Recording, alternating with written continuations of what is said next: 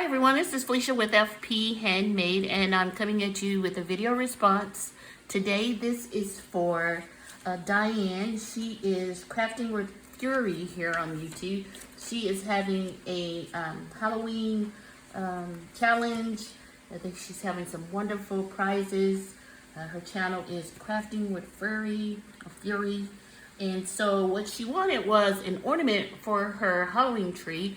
You could send something that's Halloween related or fall. She has both a Halloween tree and a fall tree. So I made her an ornament for her Halloween tree, and this is it. Super cute, simple, just a tag. I put some of the trim on it and then a little hanger so it can hang on her tree.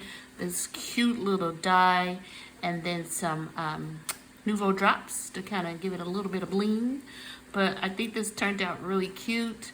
Why don't you check Diane's channel out? She's Crafting with Fury here on YouTube, and you still have time because to join the challenge because it ends October 31st.